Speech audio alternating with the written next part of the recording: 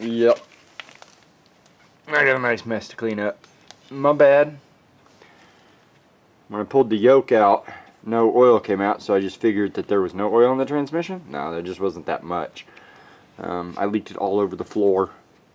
So this isn't that bad of a mess. I'll get it cleaned up real quick.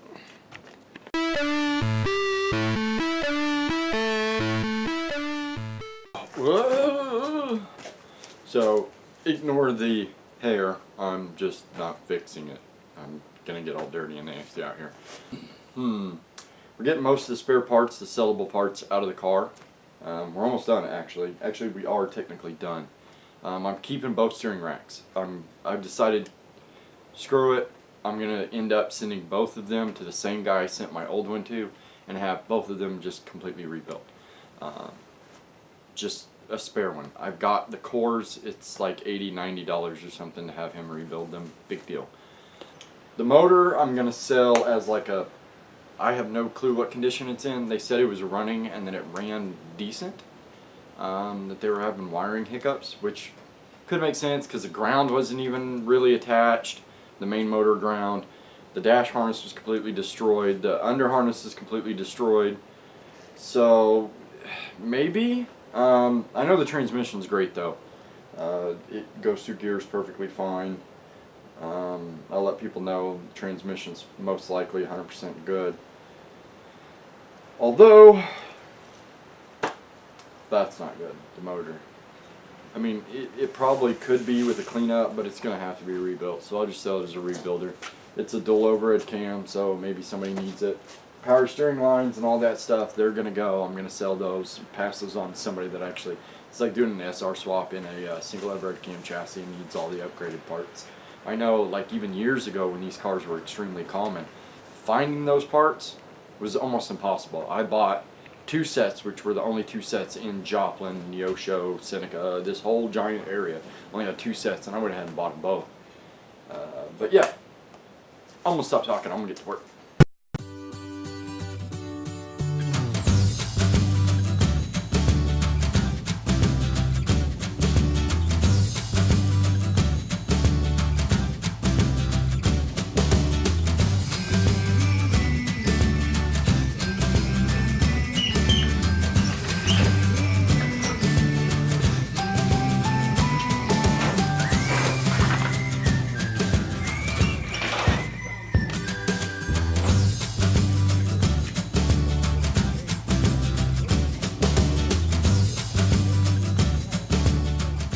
Yeah, so this would work out a lot better if I had a skinnier tire.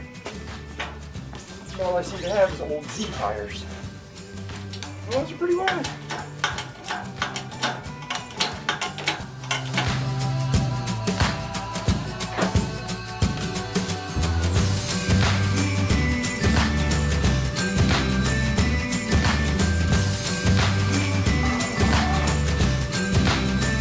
Crash. That stuff's out of the way. It can now be posted along with all that stuff right there.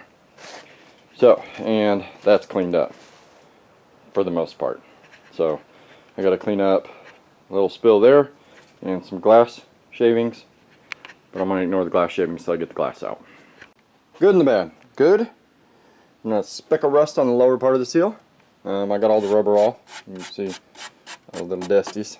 I did sections where I went ahead and scraped down to the metal just check. And the bad. This whole seal, for the majority of it, has rust. I haven't got any of that over there. But I did all this section over here.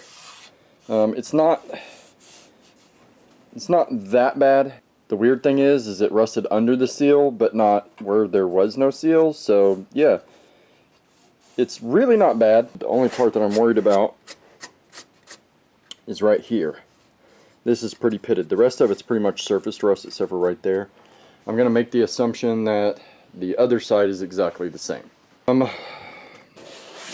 Yeah, I just rattle can primed this because we're gonna scrape all the paint off the car. But I'm just going through, like I'll come up and do this real quick and check probably a section through. I'll check for Bondo. I just want to see if this is Bondo or rust, and I'm pretty sure it's rust, which It's not on this side of it or this side of it. It just seems to be like right here and right here. It's just something I want to stop for now. I'll peel all that up and then put a sealer on it, just the same white crap sealer that I have here. I'll spray that on there just to protect it. And I need to check that spot. You can see it. You can see the texturing right there. That's probably rust. So I'm going to pull that back and we're going to check that.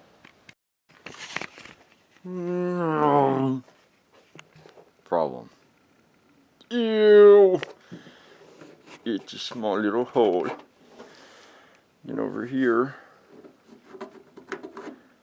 judging by that black right there, I think that somebody ran a rust converter on it. It does look like there was a rust converter used here, but then they didn't get it all. So that piece is going to have to be cut out.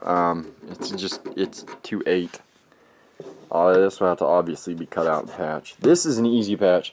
This not so much, because I'm going to have to make sure that's perfect right there, and then just put a little bit of extra weld, and then grind the corner to recreate that little edge corner right there. It's not a big problem, but yeah, that's like the biggest rust we found on the car so far, so I'm not going to complain too much. I did find just a slight layer of Bondo right here. It's right in here. You can see, let's see, it's gone there.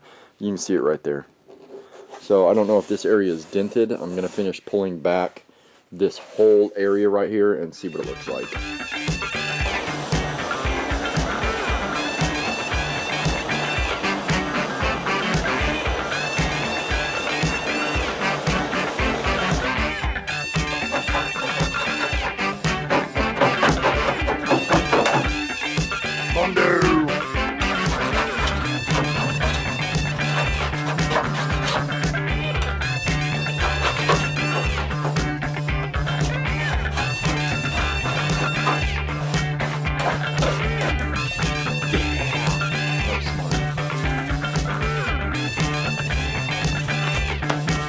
Hard to tell on camera, but that's weld.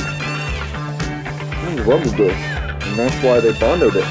It's just a high spot, and to blend it in, they bondoed around all of this instead of grinding it down more. Yeah, it's hard to tell if it's a high. There's an imperfection there. It is high spot, and instead of knocking it down, there's a low spot right after it though. So it's kind of wavy right here, but yeah, somebody patched it. So that's kind of funny. After dealing with that crap fix and that horribly crap fix over there, you actually have a decent fix here.